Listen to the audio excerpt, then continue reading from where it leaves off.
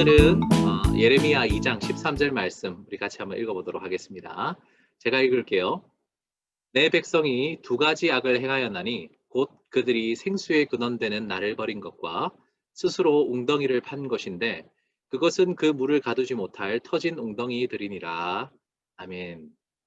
오늘 저는 본문 말씀을 놓고 깨진 컵에 물 담기라는 제목으로 하나님 말씀 전하려고 합니다. 밑 빠진 독에 물 붓기 이런 말 많이 들어봤죠? 근데 이 자리에 계신 우리 청소년들 대부분이 독을 잘 모를 거예요. 밑 빠진 독이라면 별로 이렇게 와닿지 않을 것 같아서 집에서 보내는 시간이 많다 보니까 그죠?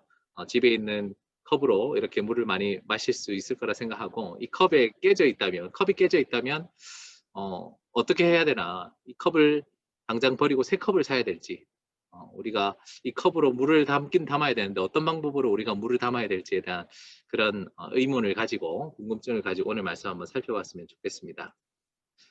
지난주 설교 말씀 여러분 기억날지 모르겠는데 지난주에 했던 많은 말들 중에서 오늘 꼭 필요한 메시지가 하나 있어서 좀 체크하고 넘어가려고 그래요. 유신론, 특별히 기독교적인 입장은 이 세상이 우연히 만들어진 것이 아니다라고 주장한다 그랬어요. 하나님께서 어떤 특별한 계획, 특별한 의도를 가지고 세상을 창조하셨다라고 믿는 것이 유신론이 가지고 있는 이 우주의 기원에 대한 생각이었어요. 이 그림 압니까? 아주 유명한 그림인데 흔히들 천지창조라고 많이 알려져 있는 그림이죠. 이게 이제 시스티나 성당, 바티칸에 가면 시스티나 성당 천정에 있는 미켈란젤로가 그린 벽화예요. 네, 정확한 이름은 아담의 창조입니다. 아담의 창조. 잘 아시겠지만 여러분 화면에서 오른쪽에 보면 피머리 많이 난, 턱수염 많이 난 이 할아버지가 하나님을 형상한 것이죠. 하나님께서 천사들의 부축을 받으면서 최선을 다해서 손을 막 뻗고 있어요. 근데 누워있는, 풀밭에 누워있는 남자는 누구겠습니까? 아담이겠죠. 그죠? 아담은 굉장히 편안하게 아주 거만한 자세로 하나님의 손끝과 서로 이렇게 접속을 하고 있는 그런 모습을 볼 수 있습니다. 하나님이 아담을 창조하시기 위해서 이렇게 수고로이 최선의 노력을 다해서 우리를 창조해 주셨는데, 이 세상을 창조해 주셨는데, 하나님의 창조를 받아들이는 사람의 모습이 어떠한가를 우리는 이 그림을 통해 좀 알 수 있을 것 같아요. 여러분 요즘 어때요? 살아갈 만합니까? 지난주 충분히 제가 행복에 대한 이야기를 하고 또 코로나의 우리 부작용에 대해서 또 코로나로 말미암아서 우리가 겪고 있는 삶의 어려움에 대해서 많은 이야기를 나눴는데 우리 이야기를 좀 해보죠. 온라인 교육 많이 하고 있죠. 심지어 이 예배까지 온라인 교육을 하고 있고 고등학생들은 뭐 학교마다 다르겠지만 내일 이제 예비 소집을 하는 고등학교들을 많이 있다고 제가 들었어요. 배정을 받고 고등학교 예비 소집하는 우리 청소년들도 있을 거고 계약을 하긴 할 텐데 계약을 해도 당분간은 이 비대면 교육이 병행되겠죠. 너무 많은 시간을 컴퓨터 앞에서 이렇게 온라인 교육을 받다 보니까 어떻습니까? 힘들죠. 힘들어요.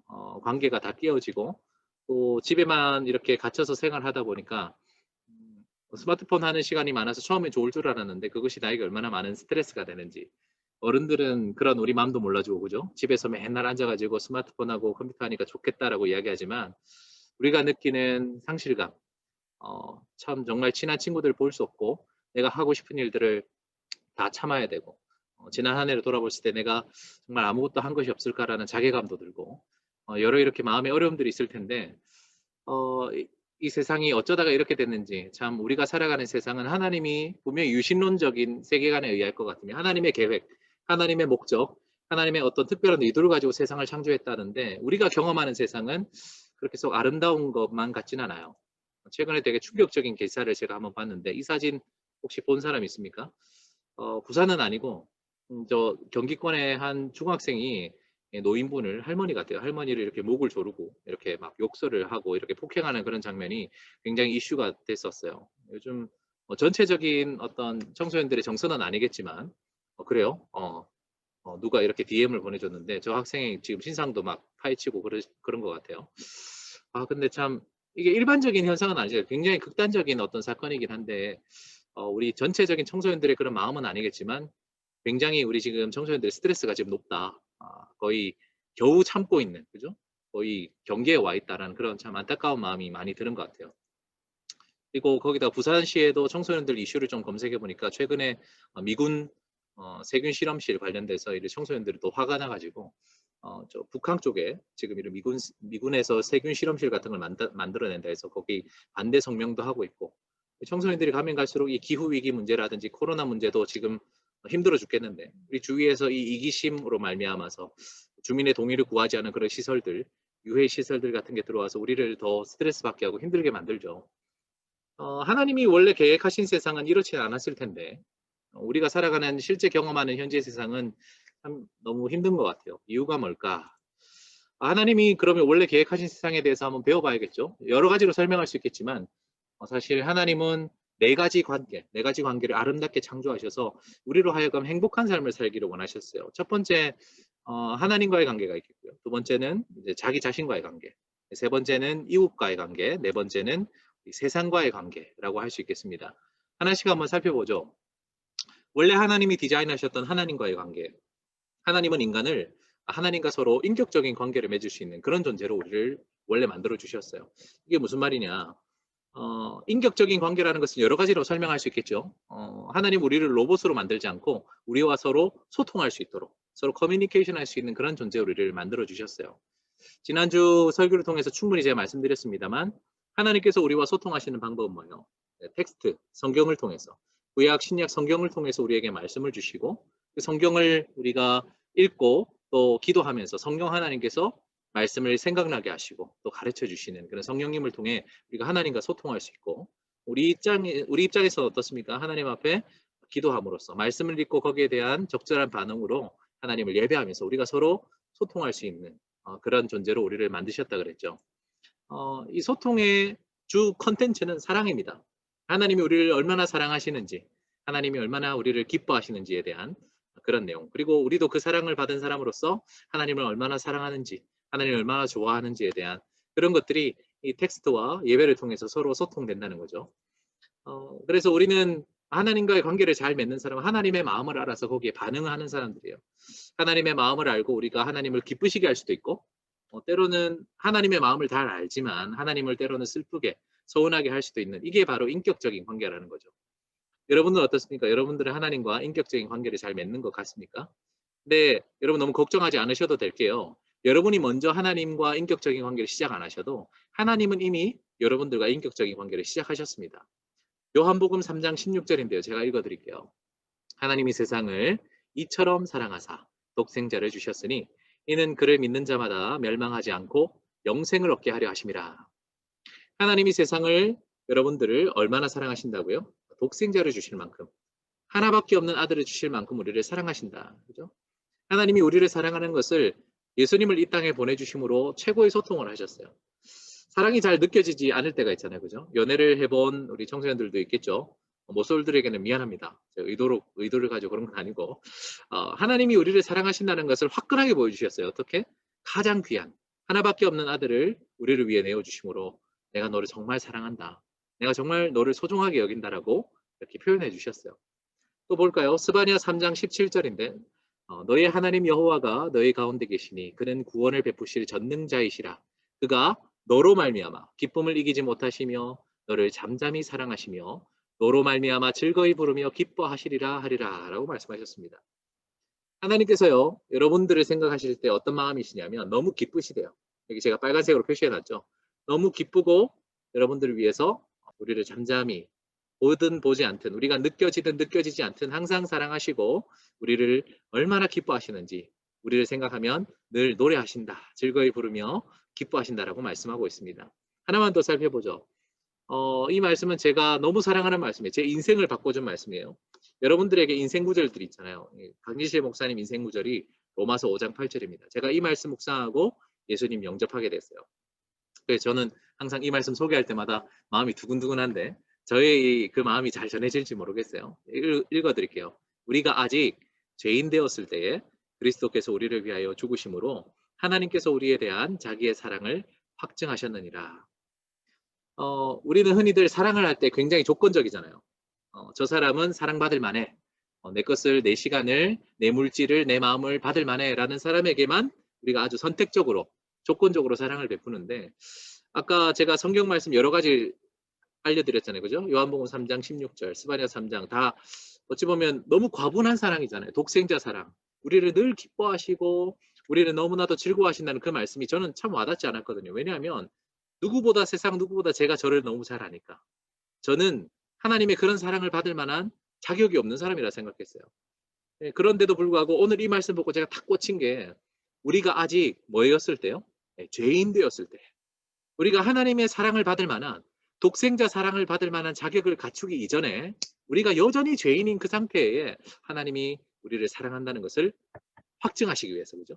내가 너를 정말 사랑한다는 걸 확정하기 위해서 그리스도를 보내주셨다. 이 사랑에 제가 꽂힌 거예요. 아, 네, 이런 하나님이면 정말 조건 없이 나를 있는 그대로 받아주시고 나를 위해 이렇게 최고의 희생을 해주신 그 하나님이면 내 인생을 드려도 아깝지 않겠다는 그런 생각이 들었습니다. 여러분 이렇게 하나님과의 관계가 하나님이 처음에 디자인하셨던 세상의 표현이라고 할 수 있겠죠. 두 번째, 하나님이 원래 디자인하셨던 세상은 자신과의 관계예요. 이게 무슨 말이냐? 하나님은요 인간을 자기 자신을 사랑할 수 있는 존재로 만드셨어요. 여러분 하나님을 사랑하는 사람은 자기 자신을 사랑할 수밖에 없습니다. 이게 굉장히 중요한 이야기예요. 하나님을 사랑한다라고 말하면서 자기를 너무 지나치게 비하하거나 자존감이 떨어지거나 또는 내 자신에 대해서 자기 학대를 하는 것은 어불성설이라는 이야기예요. 왜냐하면 사랑을 받은 자는 자기가 스스로 사랑할 수밖에 없어요.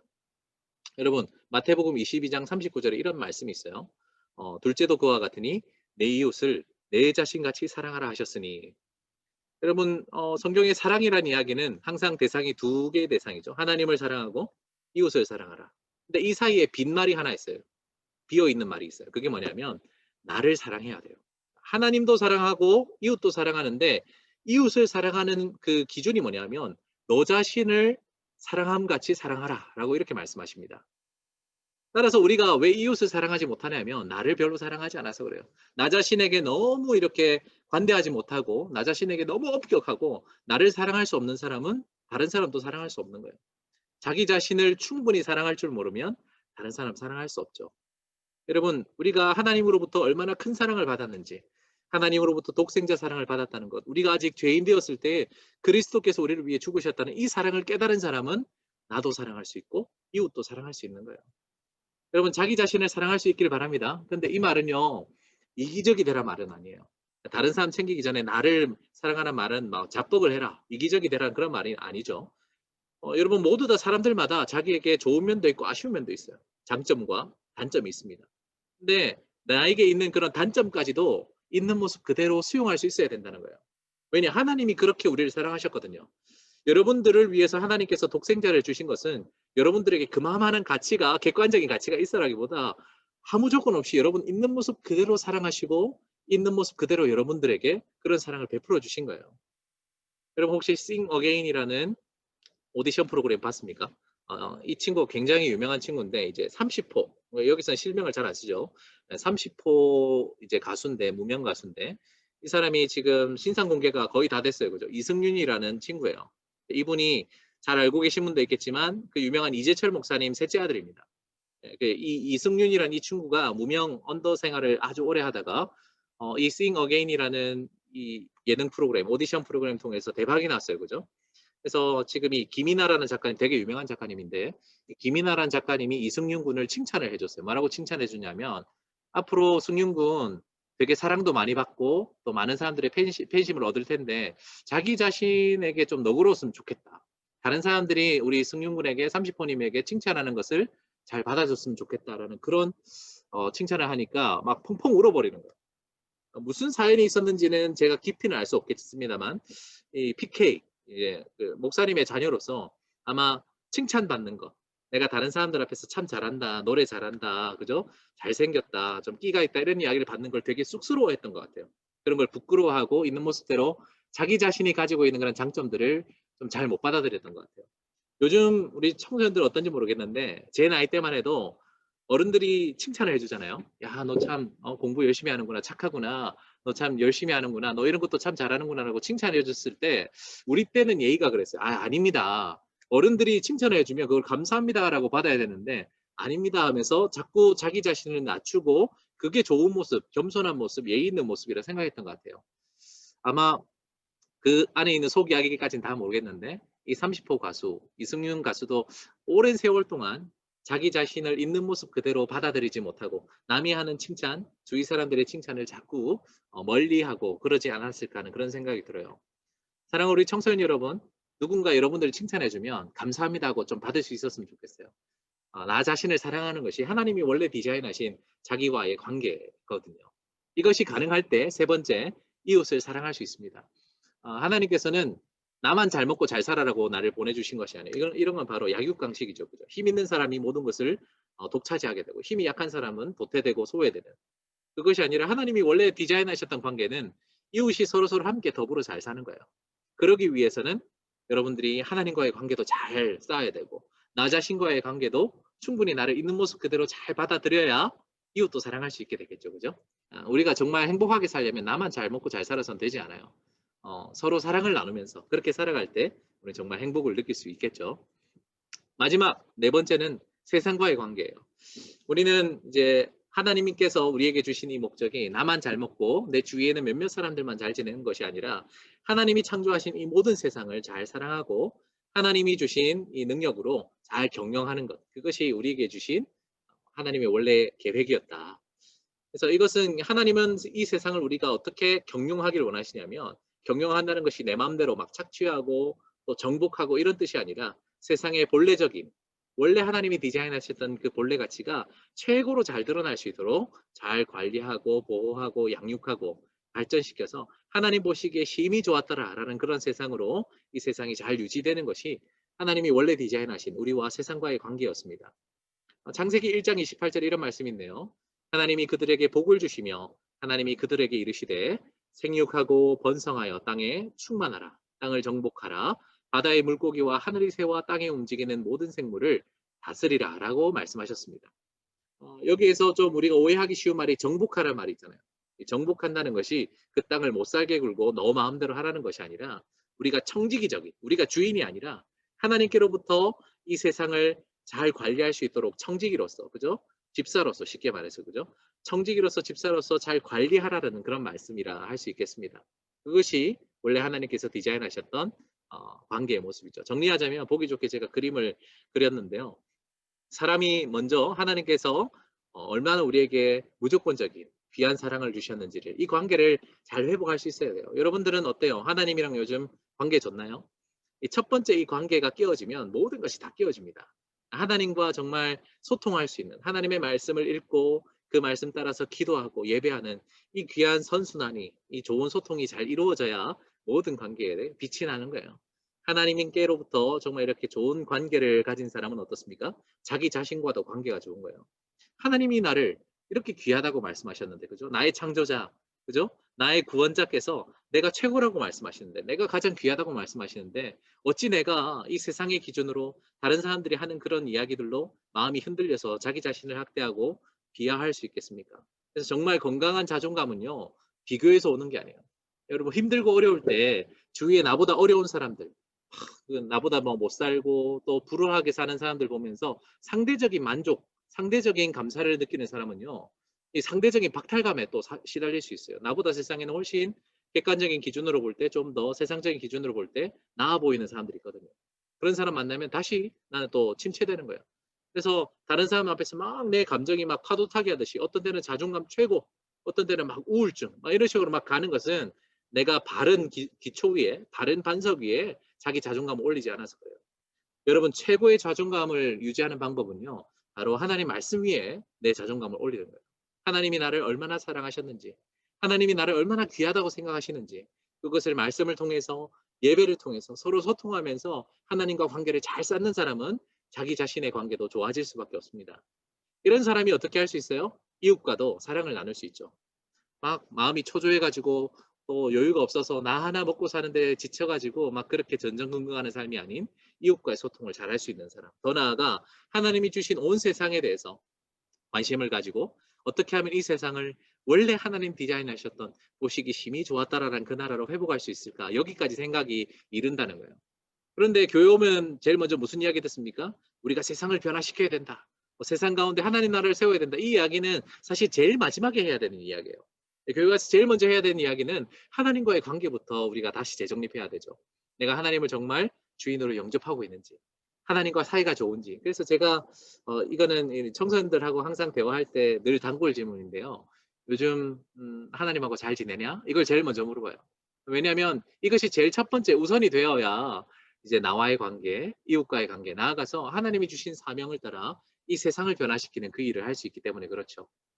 문제는 하나님이 이 네 가지 관계를 우리에게 디자인하셨는데 이 모든 관계에 지금 문제가 생겼다는 거예요. 깨어졌다는 거죠.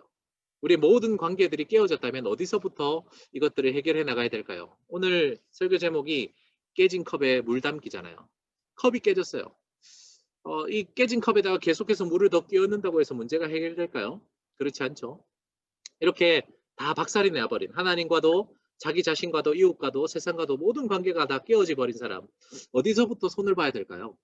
어떤 사람들은 하나님 안 믿는 사람들은 교육을 바꾸면 해결될 것이다. 이 세상 이렇게 깨어진 세상을 회복하기 위해서는 좀 더 나은 교육이나 아니면 경제 문제가 해결되면 돈을 더 많이 벌고 또 많은 사람들에게 잘 고루 분배가 되면 이 모든 깨어진 세상이 회복될 거라고 말하는 사람들도 있고 아니면 사회 구조를 바꿔야 된다. 정치를 바꿔야 된다. 여러 이야기를 하는데 물론 좋습니다. 이런 일들을 통해서 교육이나 정치나 또는 뭐 사회 구조나 여러 가지 이 세상 방법을 통해서 이 깨어진 것들을 땜질을 하려고 하는데 깨어진 컵들을 금을 막아보려고 본드도 붙이고 풀칠도 하고 하는데 그것들이 어느 정도 이 세상을 좀 낮게 진보하게도 했어요. 근데 문제는 진보한 만큼 우리가 예상치 못했던 부작용도 있다는 거예요. 그래서 플러스와 마이너스가 결국 만나서 어떻게 됐습니까? 제로섬이죠. 이 세상이 하나님 없이 근본적인 대책 없이 무슨 문제를 해결하려고 하다 보니까 진보되는 부분도 있지만 항상 거기에 따른 부작용이 생겨서 결국 우리는 아무것도 남지 않는 제로섬의 그런 게임을 하고 있다라고 저는 말씀드리고 싶고요. 결국 그래서 우리가 경험하는 이 세상은 어떤 소망이나 미래에 대한 희망을 발견할 수 있는 것이라기보다 절망을 경험하는 것이 우리가 살고 있는 현실이다라고 말씀드리고 싶습니다. 이 세상이 왜 깨어졌을까? 이 모든 관계들이 하나님과 자기 자신과 이웃과 세상과의 관계가 왜 이렇게 박살이 났을까에 대해서 성경은 아주 명확하게 답을 주죠. 그것은 바로 죄 때문이라고 이야기를 합니다. 여러분들이 죄인이라는 것 인정하세요? 이 세상이 이렇게 깨어진 이유가 사람들이 죄 때문이라는 것을 인정하십니까? 우리가 흔히들 죄에 대해서는 어떻게 생각하냐면 먼저 법을 어긴 것을 죄라고 생각할 때가 있어요. 사회적으로 이것은 하면 안 돼라는 어떤 규범이나 법을 깨어버렸을 때 그것이 죄다라고 생각할 수 있죠. 이런 기준에 의할 것 같으면 이 자리에 있는 우리 청소년 여러분들 중에는 그렇게 심각한 죄인들은 별로 없는 것 같아요. 아주 법을 그래도 준법 정신이 있고 기본적인 상식들이 있고 매너들이 있기 때문에 이런 기준으로 죄인이라 말할 수 있는 사람은 아주 극소수가 아닐까. 두 번째는 타인에게 해를 끼치는 것을 죄라고 생각하는 사람들이 있어요. 그러니까 법의 그 범위를 살짝 이렇게 비껴나는 것들 있잖아요. 편법이라든지 아주 이거 합법적인 방법으로 아주 교묘하고 세련되게 다른 사람들에게 해를 끼치면 그것은 법을 어긴 것은 아니지만 야 저렇게 살아서는 되겠냐. 저 정말 죄가 아닌가라는 이런 비난을 받을 수 있겠죠. 그리고 세 번째로는 양심에 거리끼는 누군가에게 해를 당장 끼치는 것처럼 보이진 않지만 아무도 몰라도 나 혼자 알고 있는 그런 죄들 있잖아요. 이건 아닌데 싶은 그런 양심을 거리끼는 그런 일을 할 때 죄가 아닌가라고 생각할 수 있습니다. 근데 그것은 이 세 가지 모든 죄에 대한 것은 성경이 말하고 있는 근본적인 죄는 아니에요. 제가 하나 비유를 들어 드릴게요. 이게 나무 그림인데요. 이 나무가 무슨 나무 같습니까? 색깔이 칠해져 있지 않지만 열매가 달려 있는 거 봐서 과실나무겠죠, 그죠? 사과나무라고 칩시다. 우리가 흔히들 죄라고 할 때는 이 나무의 열매들을 생각할 때가 있어요. 죄의 근본적인 원인을 보지 않고 죄의 현상들 있죠. 법을 어긴다든지 다른 사람들의 해를 끼친다든지 내 양심을 상하게 한다든지 하는 겉으로 보이는 어떤 현상들이 죄다라고 생각할 수 있습니다. 근데 사실 이 나무의 본질은 열매가 다 떨어지고 잎이 떨어진다고 해도 그 나무 가지와 줄기가 남아있다면 여전히 그것은 이제 죄라고 할 수 있겠죠. 겉으로 표현은 되지 않았어도 내 마음속에 품고 있는 것들 있잖아요. 아까 제가 말씀드렸던 죄 중에서 세 번째 내용, 내 양심을 속이고 양심에 거리끼는 그런 것들도 죄라고 했을 때 내가 입 밖으로 표현하진 않고 행동하진 않았지만 그런 마음들이 우리 안에 있다면 그것은 역시 죄라는 거죠. 세상에는 사실 두 가지 죄인밖에 없어요. 들킨 죄인과 들키지 않은 죄인. 그렇잖아요.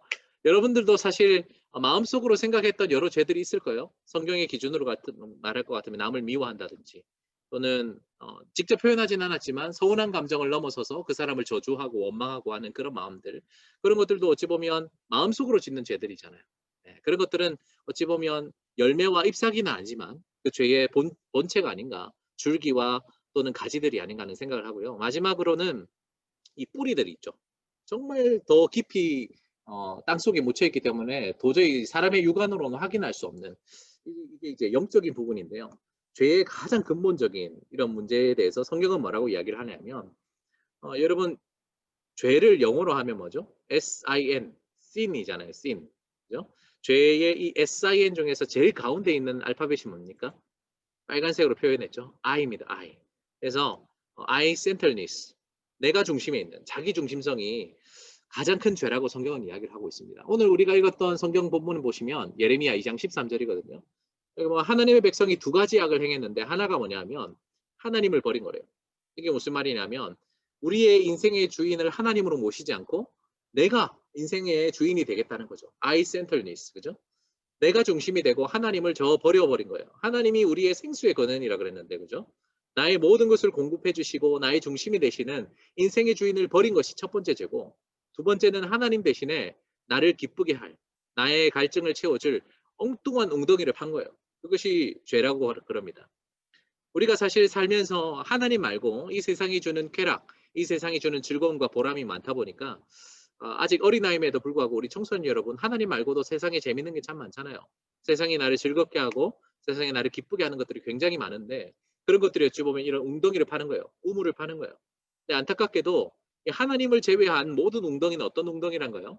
터진 웅덩이란 거죠. 여러분 컵에 금이가 있으면, 깨져 있으면 아무리 그 물을 여기저기 가서 막 받아낸다고 해도, 아무리 수압이 좋고 또 맑은 물을 내가 찾아서 계속해서 붓는다고 해도 깨진 금 사이로, 깨진 틈 사이로 모든 물이 다 빠져버린다는 거예요. 근본적인 문제 해결이 필요합니다.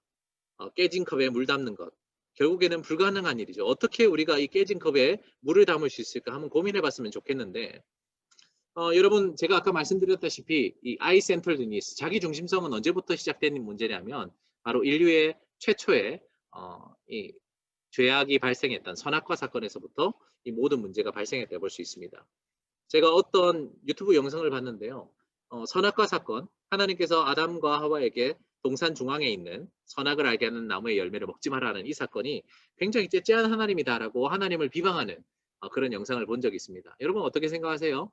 하나님이 겨우 그거 선악과 열매 하나 따먹었다고 인간을 이렇게 심판하시고 이렇게 우리를 고통스럽게 하셨나? 하나님은 정말 째째한 하나님인가? 한편으로는 뭐 그렇게 생각할 수도 있겠다 싶지만 이 선악과 사건은요, 사실 무슨 문제냐면 이거는 인격적인 무시에 대한 내용이에요. 무시. 여러분 사람과의 관계를, 모든 관계를 깨어버리는 가장 큰 게 바로 무시하는 거예요. 누군가를 무시하는 거. 진짜 이거는 돌이킬 수 없이 굉장히 큰 죄가 되는 거예요. 인생의 주인이신 하나님을 무시하는 것, 이건 굉장히 심각한 문제입니다. 제가 이거는 이야기할까 말까 했는데요. 좀 여러분 이해에 도움이 될까 싶어서 제가 잠깐 예화를 들면, 제가 이제 결혼을 못할 뻔했어요. 무슨 말이냐면 저랑 이렇게 연애하던, 지금 사모님이죠. 연애하던 이 김선미 씨의 남자 동생이 있었어요. 저한테 이제 처남이잖아요. 처남이 되기 전에, 그러니까 결혼하기 전에 그 처남을 제가 한번 무시한 적이 있었어요. 그 의도를 가지고 무시한 건 아닌데 교회에서 자기 누나랑 이제 교제한다는 목사님이 있으니까 좀 친해지고 싶을 거 아니에요. 그래서 제 처남, 옛날에는 이제 그 결혼하기 전에 제 아내의 동생이었죠. 저한테 와서 인사를 했나 봐요. 안녕하세요 목사님, 잘 지내보고 싶어서 안녕하세요 목사님 했는데 저는 전혀 기억이 없습니다. 저는 절대 그런 사람이 아니거든요. 인사를 안 받는다거나 골라받는다, 전혀 그렇지 않는데 제가 인사를 안 받아줬다는 거예요. 저는 정말 억울합니다. 저는 웬만하면 다 인사를 정말 상냥하게 받는 부드럽고 따뜻한 목사님인데 그때는 무슨 일인지 모르겠는데 처남이 저한테 한 인사를 아마 못 본 것 같아요. 그래서 그때부터 저희 이제 처남이 저 사람은 내 매형이 될 수 없어, 우리 누나 이 결혼 반댈세, 이러면서 그때부터 굉장히 저를 핍박하고 어렵게 하고, 제가 그래서 처남 때문에 결혼 못할 뻔했어요. 그래서 사람 무시한다는 게 정말 관계를, 모든 관계를 다 깨뜨릴 수 있는 일이구나. 여러분 사실 사람이 자기 존재의 가치를 인정받지 못할 때는 그 사람과 별로 좋은 관계를 가지고 싶지 않아요. 여러분 선생님 무시하나요? 여러분 부모님들이 직장 있는 상사를 무시할 수 있나요? 그럴 수 없어요. 나보다 나이가 많으신 분들, 특히 나와 연관되어 있는 나에게 굉장히 선한 것을 베풀어 준 사람을 무시하거나 그 사람을 모른 채 하는 것은 정말 돌이킬 수 없는 관계의 깨어짐을 가져다 주죠. 죄라는 것, 자기 중심성으로 살아간다는 것, 내가 인생의 주인이 되어서 살아간다는 것은 우리의 주인이신 하나님을 무시하는 거예요. 여러분 하나님을 무시한 자에게는 어떤 결과가 있습니까? 하나님은 거기에 대해서 참으실 수 없는 분노를 표현하신다는 거예요. 여기에 대해서 여러분 오해하실 수 있는데 어떻게 사랑의 하나님이 분노하실 수 있냐? 사랑의 하나님이 어떻게 우리에게 화를 내실 수 있냐? 이건 좀 말이 안 되지 않느냐라고 할 수 있는데 여러분 분노라는 거는 아주 인격적인 반응이에요. 인격적인 존재는 반드시 옳지 않은 일, 부당한 일이나 잘못된 것에 대해서 우리가 분노할 수 있어야 됩니다.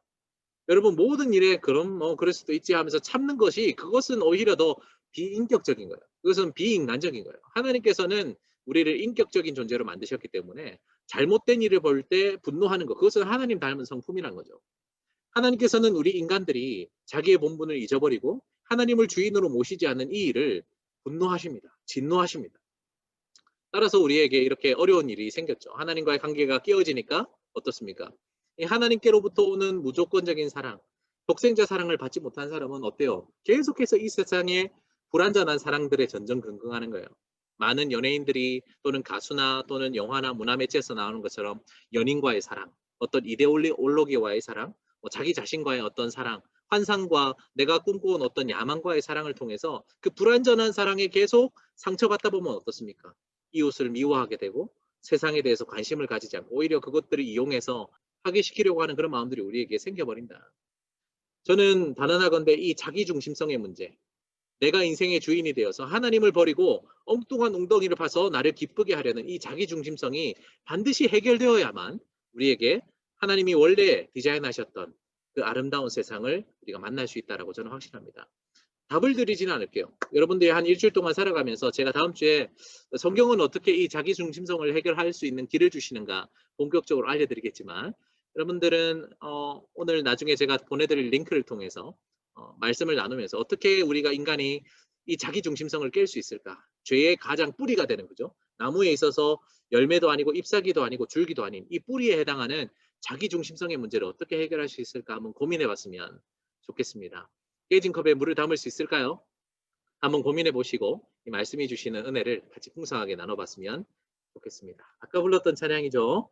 우리 주사랑이 내게 들어와 우리 같이 한번 찬양하고 또 우리 기도하고. 하나님 고맙습니다. 오늘도 말씀을 통해서 주신 은혜들 함께 나누면서 주님이 우리를 얼마나 사랑하셨는지를 다시 한번 깨달아 하나님과의 관계를 바로 세우고 나를 사랑하고 이웃을 사랑하고 세상과의 관계에 있어서 정말 하나님이 계획하셨던 그 아름다운 하나님 나라를 회복하는 우리 청소년들로 살아갈 수 있도록 도와주시옵소서. 아직도 내가 세상의 주인이 되어서 자기 중심성의 문제를 해결하지 못한 우리 청소년들이 있다면 무엇보다 이 모든 문제의 근본이 되는 깨진 컵을 해결하는 이 근본적인 문제, 내 삶의 주인을 바꾸는 문제를 진지하게 받아들이고 하나님을 내 인생의 주인으로 다시 모실 수 있도록 도와주시옵소서. 예수님 이름으로 기도드리옵나이다. 아멘.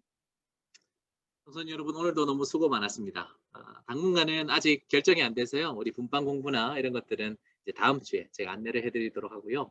오늘까지 좀 아쉽지만 제가 구글 설문지 보내드릴 테니까 구글 설문지에 여러분들 나눔들을 간단하게라도 남겨주시면 참여해주신 모든 분들에게 기프티콘 선물 나가니까요. 꼭 여러분들 참여해주시면 좋겠습니다. 오늘도 너무 수고 많았어요. 우리 다음 주에 또 밝은 얼굴로 만났으면 좋겠습니다. 수고했습니다.